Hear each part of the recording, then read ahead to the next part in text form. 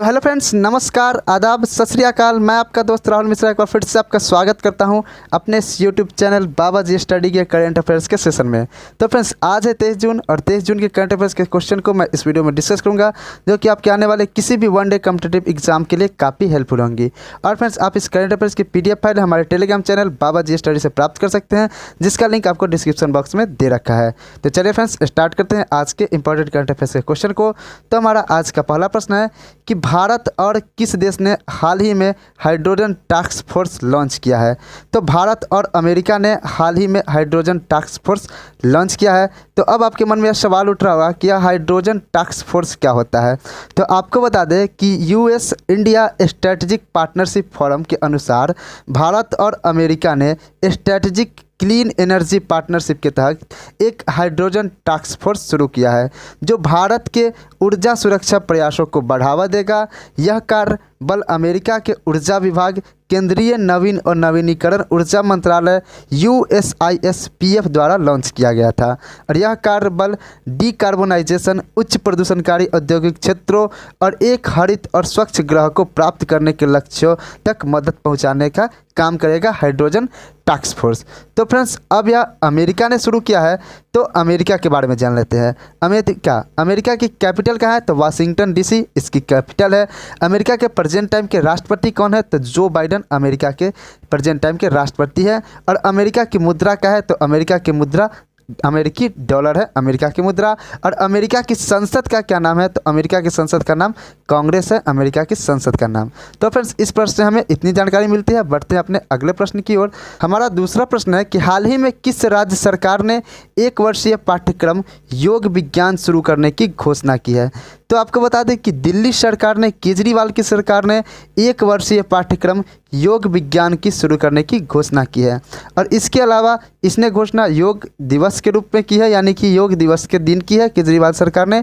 और आपको बता दें कि प्रधानमंत्री नरेंद्र मोदी ने एक योग दिवस के अवसर पर एक एम योगा नाम का एक ऐप लॉन्च किया है। एम योगा नाम से एक एप्लीकेशन लॉन्च की है प्रधानमंत्री नरेंद्र मोदी, सभी को योग में सुगमता प्राप्त करने के लिए। और दिल्ली सरकार ने योग विज्ञान शुरू किया है 1 वर्षीय पाठ्यक्रम। तो इसमें के तहत बहुत सारे इंस्ट्रक्टर को डिप्यूट किया गया है योग सिखाने के लिए, जो जगह जगह पार्कों में जाकर सभी लोगों को एकत्र कर कर योगा के प्रति जागरूकता फैलाएंगे। तो फ्रेंड्स, अब यह दिल्ली सरकार ने शुरू किया है। तो दिल्ली की कैपिटल कहाँ है? तो दिल्ली की कैपिटल नई दिल्ली है। दिल्ली के प्रेजेंट टाइम के CM कौन है? तो अरविंद केजरीवाल दिल्ली के प्रेजेंट टाइम के CM है। और दिल्ली के प्रेजेंट टाइम के उपराज्यपाल कौन है? तो अनिल बैजल दिल्ली के प्रेजेंट टाइम के उपराज्यपाल है। तो 3 नंबर प्रश्न है कि संयुक्त राष्ट्र की तरफ से जारी ताज़ा रिपोर्ट के अनुसार 2020 में भारत दुनिया में सबसे ज़्यादा FDI हासिल करने वाला कौन सा देश बन गया। तो दुनिया में सबसे ज़्यादा FDI हासिल करने वाला भारत 5वां देश बन गया। तब यहाँ पे एक टर्म आया है FDI। तो FDI क्या होता है?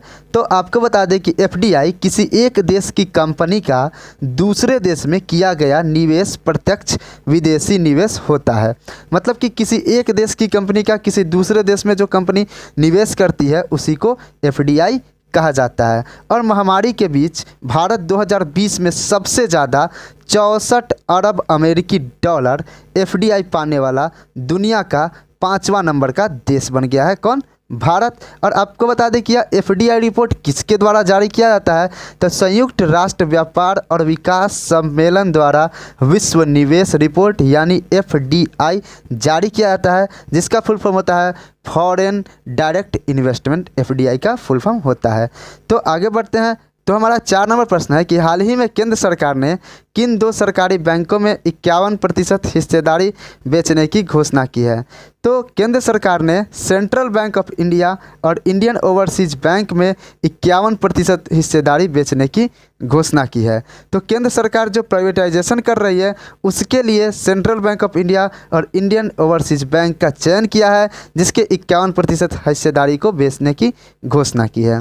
अगला प्रश्न है हमारा 5 नंबर प्रश्न कि ईज ऑफ लिविंग इंडेक्स 2020 में किस शहर को भारत में सबसे रहने योग्य शहर के रूप में नामित किया गया है। तो centre for science and environment द्वारा जारी ईज ऑफ लिविंग इंडेक्स में 2020 में भारत के बेंगलुरु शहर को सबसे रहने योग्य शहर के रूप में नामित किया गया है, यानी कि बेंगलोर में सबसे कम वातावरण प्रदूषित है। इसी कारण से ईज ऑफ लिविंग इंडेक्स जो centre for science and environment द्वारा जारी किया जाता है उसमें बेंगलोर का नाम सबसे ऊपर रहा है। तो बेंगलोर का नाम सबसे ऊपर रहा है, तो दूसरे नंबर पर कौन रहा है? तो दूसरे नंबर पर आपका चेन्नई, तीसरे पर शिमला, चौथे पर भुवनेश्वर और पांचवें पर मुंबई शहर रहे हैं। तो अब यह बेंगलोर रहा है नंबर 1 पे, तो बेंगलोर के बारे में जान लेते हैं। तो बेंगलोर कहाँ पे स्थित है? तो बेंगलोर कर्नाटका में स्थित है। तो कर्नाटका की कैपिटल कहाँ है? तो कर्नाटका की कैपिटल बेंगलोर है। कर्नाटका के सीएम कौन है? तो कर्नाटका के सीएम BS येदियुरप्पा है। और कर्नाटका के गवर्नर कौन है? तो वाजुभाई वाला कर्नाटका के गवर्नर है। तो अब आगे बढ़ते हैं, क्वेश्चन नंबर 6 देखते हैं। क्वेश्चन नंबर 6 है हमारा कि हाल ही में किस देश ने हवाई लेजर गन का सफल परीक्षण किया है?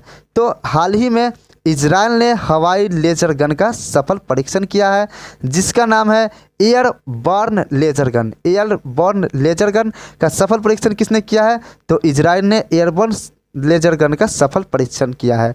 तो आपको बताते हैं कि इजरायली सेना ने 21 जून 2021 को यह घोषणा की कि उसने एक हवाई उच्च शक्ति वाले लेजर गन का सफलतापूर्वक परीक्षण कर लिया है। और यह घातक इजरायली सिस्टम किसी भी उड़ती हुई वस्तु जैसे कि ड्रोन, मोर्टार, रॉकेट, मिसाइल को हवा में मार गिराने की क्षमता रखती है। तो अब यह परीक्षण इजराइल ने किया है। तो इजराइल के बारे में जान लेते हैं। तो इजराइल की कैपिटल कहाँ है? यरूशलेम। इजराइल के PM कौन है? तो बेंजामिन नेतन्याहू इजराइल के प्रेजेंट टाइम के PM है। इजराइल के प्रेसिडेंट कौन है? तो रूबेन रिवलिन इजराइल के प्रेजेंट टाइम के PM है। तो अब इजराइल की शुरुआत कहाँ से होती है? तो इजराइल की शुरुआत ई से होती है। तो ई से मैंने आपको एक और कंट्री के बारे में बताया था जिसके प्रेसिडेंट अभी चेंज हुए हैं, यानी कि ईरान के प्रेसिडेंट कौन बनाए गए हैं? तो आप सबको याद होना चाहिए कि इब्राहिम रईसी ईरान के नए प्रेसिडेंट बनाए गए हैं, यानी कि राष्ट्रपति बनाए गए हैं ईरान के नए राष्ट्रपति इब्राहिम रईसी। अगला प्रश्न है हमारा 7 नंबर प्रश्न कि हाल ही में जारी सतत विकास रिपोर्ट में भारत का स्थान कितना रहा है?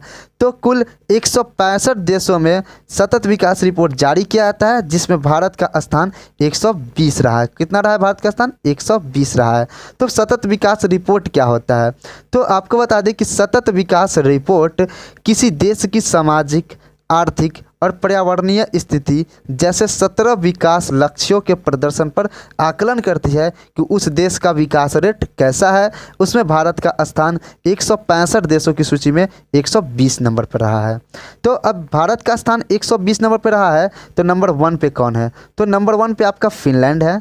नंबर 2 पे कौन है? तो नंबर 2 पे आपका स्वीडन है। और नंबर 3 पे कौन है? तो नंबर 3 पे आपका डेनमार्क है। सतत विकास रिपोर्ट का इंग्लिश क्या होता है? तो सतत विकास रिपोर्ट का इंग्लिश होता है सस्टेनेबल डेवलपमेंट इंडेक्स, जिसे शॉर्ट में SDI भी लिखा जाता है। SDI मतलब हुआ सस्टेनेबल डेवलपमेंट इंडेक्स। और यहाँ पे आई की जगह कहीं कहीं आपको R भी मिलेगा, तो सस्टेनेबल डेवलपमेंट रिपोर्ट। और R की जगह आपको कहीं कहीं G भी मिलेगा, तो सस्टेनेबल डेवलपमेंट गोल भी कहा जाता है इसे, जिसमें भारत का स्थान कितना रहा है? तो 165 देशों की सूची में 120 रहा है। अगला प्रश्न 8 नंबर प्रश्न है कि हाल ही में निकोल पसीनिया किस देश के प्रधानमंत्री के रूप में नियुक्त किया गया है? निकोल पसीनिया को किस देश के प्रधानमंत्री के रूप में नियुक्त किया गया है? तो निकोल पसीनिया को आर्मेनिया के प्रधानमंत्री के रूप में नियुक्त किया गया है। और यहाँ पर आपके ऑप्शन में जो है 3 कंट्री लिखे हैं, तुर्कमेनिस्तान, किर्गिस्तान और उज्बेकिस्तान। यह आपके मध्य एशिया के देश हैं, लैंडलॉक कंट्रीज हैं। तो आपसे अगर लैंडलॉक कंट्रीज के बारे में पूछे, ऑप्शन में अगर ये सब रहे तो इनमें से कोई भी मार दीजिएगा, आपका लैंडलॉक कंट्री हो जाएगा। और यह कहाँ के देश हैं? तो मध्य एशिया के मुस्लिम कंट्री है। तो अब यह आर्मेनिया के नए प्रधानमंत्री बने हैं निकोल पसीनिया। तो आर्मेनिया के बारे में जान लेते हैं। तो आर्मेनिया की कैपिटल कहाँ है? तो येरेवान आर्मेनिया की कैपिटल है। आर्मेनिया के प्रेजेंट टाइम के प्राइम मिनिस्टर कौन है? तो निकोल पसीनिया आर्मेनिया के प्रेजेंट टाइम के प्राइम मिनिस्टर है। प्रेसिडेंट कौन है? तो आर्मेन सार्गस्थान आर्मेनिया के प्रेजेंट टाइम के प्रेसिडेंट है। आर्मेनिया की मुद्रा क्या है, यानी करेंसी क्या है? तो द्राम आर्मेनिया की मुद्रा है। और आर्मेनिया के लैंग्वेज क्या है? तो आर्मेनिया की लैंग्वेज है। तो फ्रेंड्स, इस प्रश्न से हमें इतनी जानकारी मिलती है। बढ़ते हैं अपने अगले प्रश्न की ओर। तो हमारा अगला प्रश्न क्वेश्चन नंबर 9 है कि हाल ही में किस राज्य सरकार ने पैराग्लाइडिंग क्लब खोलने की घोषणा की है। तो हाल ही में हरियाणा सरकार ने मिल्खा सिंह की स्मृति में पैराग्लाइडिंग क्लब खोलने की घोषणा की है, या हरियाणा सरकार ने यह घोषणा की है। तो आपको बता दें कि हरियाणा के मुख्यमंत्री मनोहर लाल खट्टर ने दिवंगत भारतीय धावक फ्लाइंग सिख मिल्खा सिंह के नाम पर पैराग्लाइडिंग क्लब खोलने की घोषणा की है। तो पंजाब के मुख्यमंत्री ने अमरिंदर सिंह ने उनकी स्मृति में पटियाला में महाराजा भूपिंदर सिंह पंजाब स्पोर्ट्स यूनिवर्सिटी में मिल्खा सिंह चेयर की भी घोषणा कर दी है। इसे लगे हाथ। तो अब यह हरियाणा सरकार ने घोषणा की है। तो हरियाणा की कैपिटल कहाँ होती है? तो चंडीगढ़ हरियाणा की कैपिटल है। सीएम मनोहर लाल खट्टर जी है और गवर्नर सत्यदेव नारायण हरियाणा के प्रेजेंट टाइम के गवर्नर हैं। तो अब आगे बढ़ते हैं अपने क्वेश्चन नंबर 10 की ओर, जो कि हमारा आज का आखिरी प्रश्न होगा।